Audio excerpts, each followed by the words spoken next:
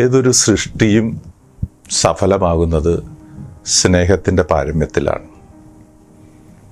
ഓരോ മനുഷ്യ സൃഷ്ടിയും ഉണ്ടാകുന്നത് അവരുടെ മാതാപിതാക്കളുടെ സ്നേഹത്തിൻ്റെ ആ പാരമ്യത്തിലാണ്. സ്നേഹം ഉണ്ടാകുക എന്ന് പറഞ്ഞാൽ നമുക്കറിയാം, ദൈവം സ്നേഹമാണ്, ഗോഡ് ഈസ് ലവ്. അപ്പോൾ ആ സൃഷ്ടിയുടെ സമയത്ത് അവിടെ മൂന്നാമതൊരാളുടെ പ്രസൻസ് ഉണ്ടെന്ന് നമ്മളെല്ലാവരും വിശ്വസിക്കുന്നുണ്ട്. ഓൾമൈറ്റിയുടെ പ്രസൻസ് ഉണ്ട്. ഇങ്ങനെ സ്നേഹത്തിൻ്റെ പാരമ്യത്തിൽ നമ്മൾ ഓരോരുത്തരും ഉരുവാകുമ്പോൾ പിന്നെ അമ്മയുടെ ഉദരത്തിൽ ഉരുവായി തീർന്നു കഴിഞ്ഞാൽ പിന്നെ കാത്തിരിപ്പിൻ്റെ സമയങ്ങളാണ്. ഈ ഒരു മനുഷ്യൻ ജന്മം കൊള്ളുന്നത് മുതൽ അമ്മയിലും മാതാപിതാക്കളിലും അതുപോലെ തന്നെ ഗ്രാൻഡ് പാരൻസിലും ഒക്കെ നല്ല നല്ല ഭാവങ്ങൾ പിന്നെ പ്രകടമാകുകയാണ്. സ്നേഹത്തിൻ്റെ, കരുതലിൻ്റെ, അങ്ങനെ വിവിധങ്ങളായിട്ടുള്ള ഭാവങ്ങൾ മാതാപിതാക്കളിൽ ഡെവലപ്പായി വരികയും തനിക്ക് കിട്ടിയ ഗിഫ്റ്റ്, മനുഷ്യജീവൻ എന്നുള്ള ഗിഫ്റ്റ് 9 മാസവും 9 ദിവസവും കഴിയുമ്പോൾ ഭൂമിയിലേക്ക് വരുമ്പോൾ അമ്മ കൊടുക്കുന്ന ഗിഫ്റ്റാണത്, അച്ഛൻ കൊടുക്കുന്ന ഗിഫ്റ്റാണത്, ദൈവം തരുന്നൊരു ഗിഫ്റ്റാണ്. പലപ്പോഴും നമ്മൾ ഗിഫ്റ്റുകളൊക്കെ നല്ല വർണ്ണക്കടലാസിലൊക്കെ പൊതിഞ്ഞാണ് സൂക്ഷിക്കാറ്. എന്ന് പറഞ്ഞ പോലെ ആ അമ്മയും പാരൻസും ഗ്രാൻഡ് പാരൻസും എല്ലാവരും കൂടി ഈ കുട്ടിയെ നല്ല വസ്ത്രങ്ങളൊക്കെ ധരിപ്പിച്ച് നല്ല രീതിയിൽ പരിപാലിച്ച് സമൂഹത്തിൻ്റെ മുമ്പിൽ പ്രദർശിപ്പിക്കുന്ന രീതി നമ്മൾ പലപ്പോഴും കണ്ടിട്ടുണ്ട്. അത് കുറച്ചും കൂടി അങ്ങോട്ട് മുന്നോട്ട് പോയി കഴിയുമ്പോൾ കുട്ടിക്ക് സമൂഹവുമായിട്ട് ഒത്തുപോകേണ്ടതിൻ്റെ ആവശ്യകതയെക്കുറിച്ച് ആദ്യം മനസ്സിലാവുക കുട്ടിയുടെ പാരൻസിനാണ്, ഗ്രാൻഡ് പാരൻസിനാണ്. നമുക്കെപ്പോഴും അറിയാലോ, നമ്മളൊരു സമ്മാനം കിട്ടിക്കഴിഞ്ഞാൽ എത്ര വർണ്ണ കടലാസിൽ പൊതിഞ്ഞു വെച്ചായാലും നമുക്കതിലൊരു ആകാംക്ഷയുണ്ട്. ഈ സമ്മാനം എന്താണ്, അതിൻ്റെ ഉള്ളിൽ എന്താണ്, ഉള്ളുകള്ളികൾ അറിയുക എന്നുള്ളത് നമ്മുടെ മനുഷ്യ സഹജമായിട്ടുള്ള ഒരു പ്രത്യേകതയാണ്. അപ്പോൾ നമ്മൾ ഈ കുട്ടീനെ ഈ ഡ്രസ്സുകളൊക്കെ ഇടുന്നുണ്ടെങ്കിലും ഇതൊന്ന് അൺറാപ്പ് ചെയ്യാൻ തുടങ്ങും. അത് സമൂഹത്തിൻ്റെ ആവശ്യത്തിന് വേണ്ടിയിട്ടും കൂടിയിട്ടാണ്, കുട്ടിയുടെ ഒരു ട്രെയിനിങ്ങിൻ്റെ ഭാഗമായിട്ടാണ്.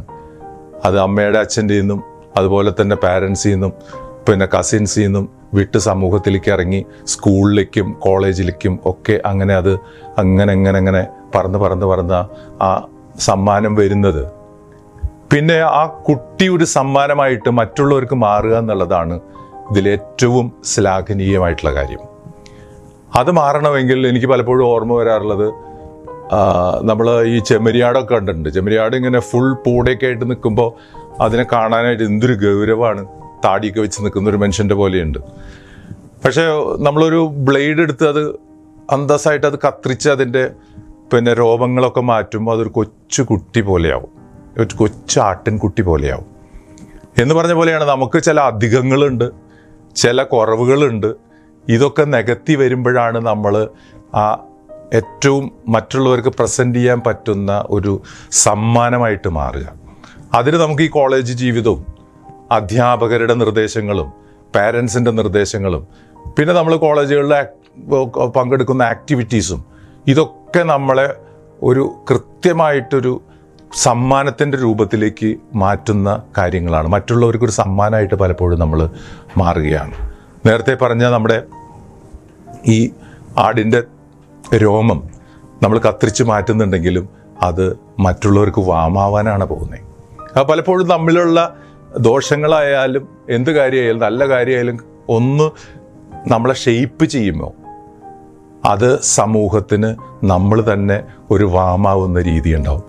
അതുപോലെ മറ്റു മനുഷ്യർക്ക് ഒരു ചെറിയ ചൂട് പകരുന്ന ആളായിട്ട് നമ്മൾ മാറുകയാണ്. ഇവിടെയാണ് കുട്ടികൾ മറ്റുള്ളവർ നമ്മളെപ്പറ്റി എങ്ങനെ ചിന്തിക്കും എന്നതിനെക്കുറിച്ച് ബോധവാന്മാരാവേണ്ടത് ഈ രംഗത്ത് വളരെ അത്യാവശ്യമാണ്.